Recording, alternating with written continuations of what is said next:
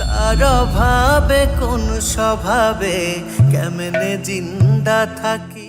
যেই গানটা নিয়ে হচ্ছে আজকে কথা বলবো, সেই গানটা যদি আপনারা একবার শুনেন এবং আপনাদের জীবনের সাথে যদি এই গানটার কোনো না কোনোভাবে কি থাকে, সম্পৃক্ততা থাকে, তাহলে অবশ্যই হয়তো হয়তো আপনার চোখ দিয়ে পানি আসবে।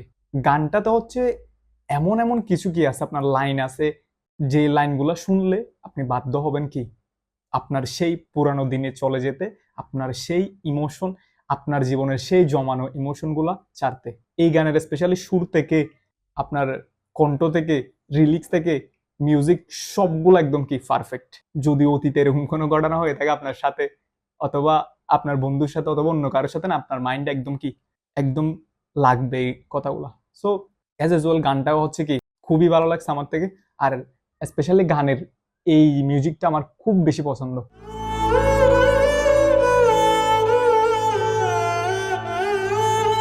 সত্যি বলতে অসাধারণ। ট্রাস্ট মি, অন্যান্য গান যখন হচ্ছে আমি রিভিউ করি, শুধুমাত্র একবার শুনে হচ্ছে কি আমি রিভিউটা হচ্ছে কমপ্লিট করে ফেলি। বাট এই গানটার ক্ষেত্রে না একটু ব্যতিক্রম হয়েছে।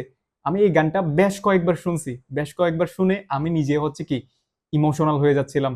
এই গানটার শেষের এমন কিছু কি ইমোশনাল লাইন আছে, সেগুলো হচ্ছে বলার মতো না।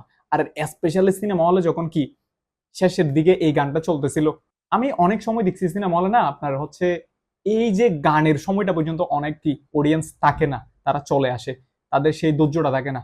বাট এই যে শেষের মোমেন্টে এসে যে অডিয়েন্স গুলো থাকে, তারা সত্যি বলতে অন্যরকম ইমোশনাল হয়ে যায়। ইভেন অনেকজনে কান্নাও করে, ওরকম ইমোশনাল হয়ে যায় শেষ পর্যন্ত এসে। তো এই যে বরবাদ মুভির শেষের দিকে যে জিনিসটা থাকে না, এটা হচ্ছে একটা মেসেজ। আপনার লাইফ আপনি যত কিছুই করেন না কেন, কিন্তু শেষ পর্যন্ত গিয়ে আপনার থেকে এর শাস্তি ভোগ করতেই হবে। সো আমি যদি গানে আসি, সত্যি বলতে গানটা আমার অসাধারণ লাগছে।